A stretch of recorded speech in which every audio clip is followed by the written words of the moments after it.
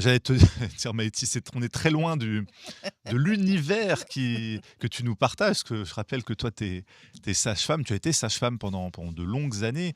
Bon, ça parle du vivant, mais on est loin de la politique. Tout à fait. Est-ce que c'est dans un monde où on naîtrait dans de meilleures conditions, les gens vivraient dans de meilleures conditions, il y aurait peut-être plus, plus toute cette violence. Est-ce que ça commence là? Parce que je rappelle à ceux qui nous écoutent, alors allez voir notre premier entretien. Il y a le second qu'on a tourné tout à l'heure qui sera à venir dans les prochains jours. D'ailleurs, je le rappelle, hein, abonnez-vous bien à cette chaîne YouTube, hein, et c'est gratuit. Ça vous permettra de voir tous les autres contenus à venir. Mais est-ce que la violence, elle commence là finalement? Parce que beaucoup de gens parlent de violence dans le système hospitalier par rapport à l'accouchement. La naissance n'est pas forcément bien traitée dans ce pays. Il y a beaucoup de croyances par rapport à ça. C'est-à-dire qu'effectivement, on pendant des millénaires, on a eu besoin de combattants pour, pouvoir, défendre l'espèce, pour pouvoir, survivre et effectivement, les conditions à la naissance, c'est entre autres, le fait qu'on coupe le cordon tout de suite, qui est, quelque chose de ça accule l'enfant C'est à respirer tout de suite c'est et vrai qu'il faut le laisser un petit peu le cordon? on peut on peut, Il y il a y a encore des choses qui se passent dans les échanges entre la mère et l'enfant à ce moment-là? tout à fait, ben, il y a le placenta, c'est un organe du bébé Ouais. et en fait, si on laisse le cordon battre jusqu'au bout, jusqu'à ce qu'il s'arrête, l'enfant récupère tout son sang quelque part. Ce qui est dans son c'est comme ce qui est dans une partie de son organe, ça revient à lui, quoi et il y a même des pratiques qui sont, voilà, on appelle ça lotus birth, la naissance lotus, où on garde le placenta jusqu'à ce que le cordon tombe, en le traitant particulièrement et ils disent que l'enfant est plus en confiance, c'est c'est un choix, ça veut Parce pas qu'à dire qu'il faut pas l'hôpital, hein, faire ce qu'ils ça. font avec l'enfant dès qu'il est né, tac, ils le prennent, ils coupent, ils le prennent, ils le mettent dans une pièce à côté, Ben, vérifier les constantes, les si machins. Enfin, alors, c'est si tu veux, tu as aussi d'autres endroits où c'est de plus en plus, cool au niveau de la naissance. Tu vois, ouais, au niveau de plus l'accueil du bébé, il y OK. a il y a quand même du travail qui a été fait. Mais si tu veux, depuis des millénaires, ces croyances de l'importance de couper le cordon et de aussi, bannir le colostrum, c'est-à-dire le 1er lait de la maman Mmh. qui, faisait qu'on enlevait les bébés des mères pour qu'ils ne têtent pas ce poison. Mmh. On appelait ça le Ah ouais. poison dans les 3 premiers jours. Donc, je sais pas si tu vois? Et ça, c'était effectivement pour créer de la frustration, donc de Mmh. l'agressivité, donc des guerriers et tout ça. Et aujourd'hui, on peut se poser la question: «Est-ce qu'on est encore à ce moment-là?» Pourtant les croyances perdurent. Alors pas au niveau du colostrum, ça, Mmh. heureusement, on sait maintenant Ça a évolué. que c'est vachement bon. Mais, par rapport au clampage et le fait de couper le cordon, on le fait toujours très rapidement mais on ne sait pas pourquoi. C'est parce qu'il y a eu des croyances et des croyances qui ont changé des croyances là maintenant on continue parce que c'est dans les pratiques Mmh. et en même temps, si tu veux, on n'a pas besoin de ça. C'est-à-dire qu'un bébé, quand on laisse le cordon, hem, il va avoir alors, dans une naissance physiologique, hein, moi je parle, Oui. beaucoup plus de naissance physiologique que de naissance déclenchée ou autre, parce que là, on ne sait pas ce qui se passe. On joue aux apprentis sorciers. Mais avoir une naissance physiologique en France, aujourd'hui, en 2026, c'est un parcours du combattant. Moi qui ai eu des témoignages, c'est compliqué. C'est-à-dire qu'il faut montrer patte blanche, il faut avoir répondu à certains. Il faut déjà trouver une sage-femme qui fait ça à domicile, c'est très compliqué. Tout le corps médical, la plupart du temps, fait tout pour dissuader les femmes, leur dire attention, c'est dangereux, vous êtes sûr, une espèce de. On va les pousser à avoir un peu avoir peur. C'est-à-dire que même là-dedans, on n'est pas libre. C'est-à-dire, on parle souvent de manque de liberté dans cette époque sur plein de domaines, mais ça commence déjà à la naissance, quoi. Si tu veux, c'est pas la sage-femme qui va faire un accouchement physiologique.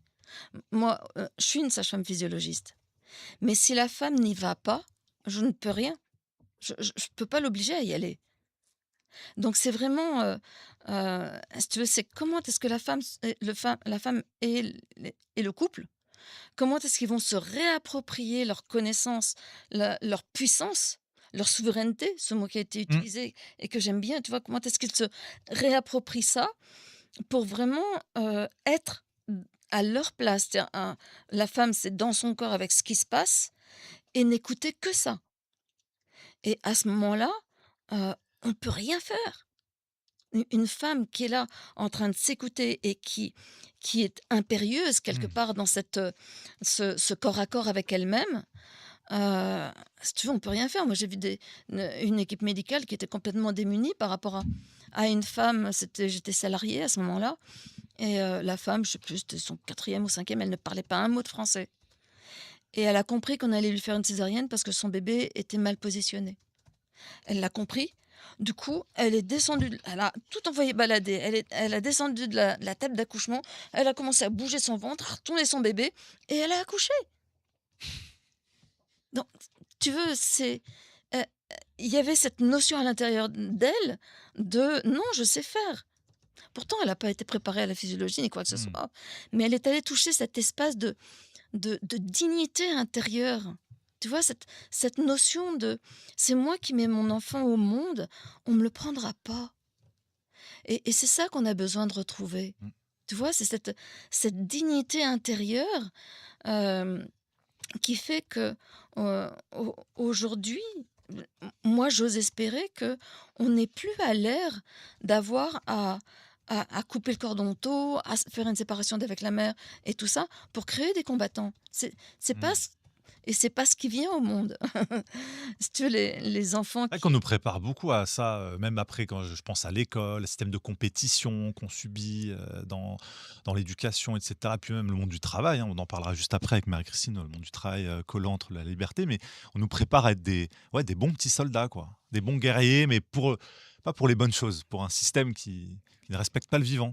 et en même temps, je pense qu'aujourd'hui, on est à un passage qui est très, très intéressant parce que ça va dans des extrêmes.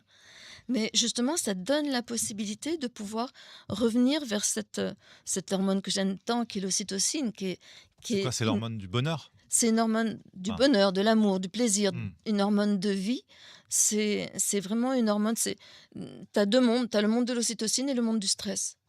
Donc C'est sous stress, pas d'ocytocine voilà, tout à fait. et donc sous ocytocine, pas de stress. Tout à fait. Dans mon premier livre, «J'accouche bientôt, que faire de la douleur», c'est Michel Audin qui a préfacé le livre et il me compare à l'ocytocine parce qu'il m'a connue, j'étais très timide et il dit: «Ben, Maïty, elle est timide comme l'ocytocine». Dire que l'ocytocine, s'il y a du stress, plus d'ocytocine. C'est vraiment une hormone Mmh. qui va être dans un rayonnement d'une puissance incroyable, qui est contagieuse aussi et qui Mmh. va amener, l'unité. Dire que elle est pas pour la dualité. Elle va pas être dans la Mmh. séparation et elle va amener le fait de, relativiser les épreuves qu'on a pour, avoir, quelque part plus de confiance, plus de on n'est plus en train de faire des montagnes, des montagnes russes, des trucs comme ça. C'est OK, c'est bon, je vais pouvoir le faire. L'ocytocine, elle va vraiment et en même temps, c'est une hormone régénératrice, au niveau de la santé, c'est incroyable ce qu'elle peut apporter.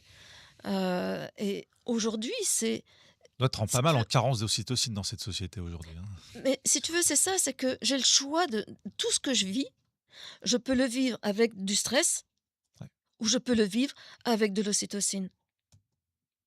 Donc avec de la confiance et quelque part, c'est une ouverture de cœur et ce que disait Alexandre par rapport au film et ce qu'ont dit d'autres qui l'ont vu, c'est que ce sont des témoignages qui viennent du cœur et on a besoin de ça. C'est pour ça que ça touche. Ouais. C'est pour ça que c'est au-delà d'un conflit. Mmh. C'est parce que c'est des cœurs qui parlent et aujourd'hui, je crois que c'est ce dont on a besoin. Mmh. On a besoin que petit à petit de lâcher la tête et de venir dans le cœur pour pouvoir parler avec le cœur et à ce moment-là, on est avec cette hormone que moi j'adore, mais qui est, je peux pas t'en injecter, ça ne va pas créer ça. Il y a de l'ocytocine de synthèse à l'hôpital qu'on donne Oui, pour déclencher les oui, mais si tu veux, ça va pas entraîner un comportement maternel à ce d'accord. moment-là. Ça va, donner des contractions, c'est-à-dire l'effet mécanique, hormonal. Mais ça va pas passer dans le cerveau au niveau neurotransmetteurs, même s'il y a des choses qui remettent en question, mais schématiquement, c'est un peu ça, si tu veux. Donc ça va pas avoir les effets Mmh. comportementaux de l'ocytocine. Donc pas de Donc médoc pour être heureux. pour l'instant, on a beaucoup de mal à savoir sous quelle forme. Là, on est en train d'essayer de faire des sprays nasaux, des trucs comme ça, tu vois? Mais c'est éphémère. Alors que si tu choisis, toi, de sécréter l'ocytocine quand tu moi, à certains moments, je dis: «Je suis une éternelle amoureuse». parce que, si tu veux, je passe mon temps à m'émerveiller. Mais j'ai le choix de ce que je vais écouter, de ce que je vais regarder. Mmh. Et j'ai le choix dans ce que je vois, j'ai le choix de la manière dont je vais le voir, Comment l'interpréter, quoi? Ouais. tu vois? Et ça, c'est de pour moi, c'est de ma souveraineté. Mmh. Ce choix-là, on ne peut pas me le prendre. Tu vois, heu, que quoi qu'il y ait, des fois, si tu veux, tu as du macadam, tu as tout ça et puis tu as un petit truc qui pousse et puis ça fleurit. Waouh! C'est juste merveilleux, quoi. Oui, Tu vois? c'est l'émerveillement du vivant pour toi, de la vie, Ouais, de la nature, de ouais, mais même, tu vois, j'étais dans Lyon, dans le centre de Lyon, j'y vais très rarement et je me disais: «OK» et là, tu as le bruit, la pollution, le mouvement, j'ai plus l'habitude de ça, tu vois? Et à un moment donné, j'ai juste regardé différemment et la chorégraphie et le ballet de tous les mouvements, de tout ça, c'était juste magnifique. C'est vraiment c'est je décide, est-ce que je suis là en me disant: «Ah, c'est pollué, ça pue, il y a oui. trop de bruit et tout ça» et à ce moment-là, je suis dans le stress et tu vois, je referme tout. Ou bien est-ce que je choisis de changer de regard et à ce moment-là, ça change les choses. Parce que à ce moment-là, si tu veux, je suis plus apaisée. Il y a des gens qui on va commencer à sourire, à se parler et il y a une communication autre qui se fait. Mmh. Juste parce que j'ai regardé d'une autre manière. Donc pour moi, c'est ça que m'apprend en tout cas cette hormone de l'ocytocine Mmh. que j'ai apprise grâce à l'accouchement, grâce à l'enfantement. Mmh. Tu vois? Et on a ça à l'intérieur de nous, cette puissance, même chacun de nous mettre au monde. Tu Mmh. vois?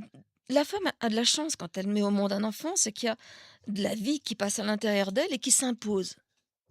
C'est-à-dire que, dans un accouchement, lorsque la femme, si tu veux, si elle est là en disant: «Non, je veux pas y aller» ou autre, ça passera pas. Mmh. Mais si elle suit, si elle est avec son bébé et qu'elle y va, pouf, ça s'ouvre et ça se fait et elle grandit avec ça. Mais ça demande qu'elle ait confiance, tu vois? Et qu'elle dise oui. Et dans notre vie, j'ai l'impression que tout ce qu'on vit, tout ce qu'on rencontre, toutes les épreuves et j'en ai traversé pas mal, tu vois? Mais c'est des contractions d'enfantement et aujourd'hui, l'humanité, elle vit aussi des contractions d'enfantement. C'est quoi ce qu'on va mettre au monde? C'est quoi ce qu'on choisit de mettre au monde? C'est avec quelles hormones on a envie que ça se mette au monde? Et ça commence par moi, c'est-à-dire en tout cas, moi, c'est le choix que je fais. C'est quoi l'hormone? C'est quoi le monde que je choisis? Tu vois comment? Est-ce que je préfère partir avec le stress tous les jours et être complètement, affolée par ce qui va se passer? C'est si tu veux, ça va changer quoi que je reçoive une bombe sur la tête? J'y peux rien. C'est un peu chiant quand même. Ouais, Oui, mais si tu veux, je Oui, on n'a pas de pouvoir direct là-dessus. tu vois, Oui. je monte dans un avion et s'il y a un crash, pouah, tiens, je suis bien impuissante par rapport à ça. Par contre, si je suis avec moi, si je suis dans mon cœur, si je suis dans dans la vie, quelque part, heu, ben, j'ai l'impression qu'il y a beaucoup plus de vie autour Mmh. et moi, c'est ça que j'ai envie de croire. C'est-à-dire que, l'ocytocine est contagieuse et du coup, si tu veux, elle peut avoir un rayonnement qui est énorme. Mmh.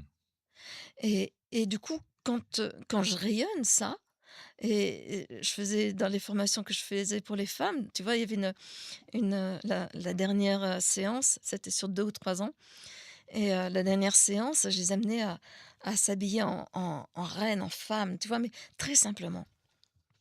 Pas de bijoux, pas de maquillage, pas de mais pourtant une tenue dans laquelle elles se sentent belles et on allait en ville, des petites villes, c'était pas le cœur de Lyon, tu vois? Mais en ville. Et simplement, moi, je les faisais marcher vraiment en reine, tu vois? Je me mettais quelque part et je leur disais: «Ben, vous venez les unes après les autres, vous venez vers moi» et tout l'esprit de la rue changeait. Tu voyais vraiment le sourire qui venait, tu vois? C'est les remarques, des gens, une petite mamie qui dit: «Oh, mais je me sens mieux», tu vois? Parce qu'elle était passée près de nous, parce que un papy qui est au bar avec son petit-fils ou je sais pas, un enfant qui est là, qui lui dit: «Regarde, c'est ça une femme». Tu vois? Mais et personne n'aurait porté la main sur ces femmes. Mmh. Je le sais, tu vois? Parce qu'elles étaient simplement là, dans toute leur vulnérabilité et leur puissance, elles. sans rien cacher. Et si tu veux, j'ai eu plein de témoignages après de gens qui ont dit, mais ça a changé ma journée. Des commerçants, tu vois, qui disaient, mais revenez quand vous voulez, parce que qu'est-ce que ça fait du bien. Attends, on était 10 femmes dans une petite ville, sur une rue, tu Mmh. vois. Il y Vous avait avez eu des, cette il y avait influence-là quand même, sur ouais. c'était un jour de marché, il y avait quand même des centaines de personnes. Ben, on a changé l'ambiance du marché, sans le vouloir, Oui. hein. Ouais, Mais comme quoi c'était le pouvoir de chacun C'était pas pour ça que je les emmenais là-bas, tu oui, vois? oui. Mais juste ça, parce que elles rayonnaient à partir de leur cœur, simplement ce qu'elles étaient. Apparemment, tu rayonnes bien parce que je vois beaucoup de commentaires de gens qui te Exactement. remercient, pour cette énergie et voilà, je pense que ça se sent et moi, c'est ce que j'aimais beaucoup dans ton travail et dans tes témoignages, c'était cette énergie aussi à transmettre, pas que sur l'accouchement, mais sur tout ce que ça t'a appris, tout ce que ça t'a permis de déduire sur le vivant, sur le monde, sur la souveraineté, sur chacun. Cette naissance à soi qui dépasse même les femmes et l'accouchement même, pour le je trouve ça inspirant, quoi et je me dis: «Il faut qu'on fasse du journalisme sous ocytocine». Parce que Mais souvent c'est avec Romain, on Ouais, se c'est plaint et on se dit: «C'est vrai de ah, c'est très anxiogène les infos qu'on partage», même s'il faut le faire parce que c'est notre boulot et on trouve toujours bon, il y a cette émission et d'autres événements comme les cafés Nexus ou autres, comment créer un peu un espace d'ocytocine, un peu de, voilà, de bonheur, de joie, de quelque chose comme ça pour, aussi affronter ce monde, qu'on dénonce et qu'on doit dépasser parce que sinon on reste sous stress et c'est ce qu'ils veulent au-dessus et oui, qu'on reçoit, pas dans l'hormone d'ocytocine. Eux, ils veulent que ce soit sous stress, sous, je sais pas quelles sont les hormones de stress, et de peur et vasopressine, adrénaline, enfin, il y en oui, a voilà, plein, tu c'est ça. vois? C'est Ça leur plaît bien. Donc il y avait des questions avant ouais, qu'on passe à Marie-Christine pas mal qui de questions, pas mal de on reviendra commentaires là-dessus, ouais, dithyrambiques sur, sur tout au long de Mighty. l'émission. On avait 2 questions qui ressortaient dans le chat. C'est la première sur concernant les césariennes. On vous demande est-ce qu'il y en a plus et si oui, en quelle proportion? Et la seconde, c'était une question de A, je crois, qui demandait est-ce que la désertification médicale va pousser les femmes à davantage accoucher à la maison? alors par rapport aux césariennes, je sais pas, je suis pas dans les chiffres et tout ça, donc je peux pas forcément dire, à mon avis, malheureusement, je pense que c'est pas en train de diminuer. Tu vois? Voilà, ça fait aussi quelques années que j'ai quitté la pratique, sage-femme, même si je suis toujours sage-femme de cœur. Et après, si tu veux, ce qui se passe au niveau, médical aujourd'hui, hem, c'est vrai qu'on arrive quelque part dans des excès et même, il y a des membres du corps médical, tu vois, qui se posent des questions en disant: «Mais on on n'arrive pas toujours à assurer la sécurité qu'on voudrait assurer» et c'est là où quelque part on arrive à certaines limites. Dire que la péridurale, mais pour moi, ce qui permet à une femme d'enfanter, plaisir ou pas plaisir, si tu veux, mais d'enfanter et d'oser y aller, c'est parce que la péridurale existe. Ouais. C'est parce que si elle n'y arrive pas, qu'elle trouve pas le chemin, il y a la péridurale. C'est rapide, c'est efficace, c'est bien fait, ils savent le faire et ben, tu vois, génial. C'est pas comme il y a 30 ans, comme il y a 50 ans, Ouais. tu vois? Donc c'est presque ça, j'ai envie de dire aux femmes, mais osez aller vers vous et vous dire: «Mais c'est quoi ce qui me dit mon corps à ce moment-là?» Parce que le l'accouchement pour la femme, il est à la hauteur de ce qu'elle peut traverser. Donc et du coup, si elle n'y arrive pas, il y a la péridurale. Alors effectivement, les anesthésistes sont pas très contents parce que ce sont des péridurales en urgence.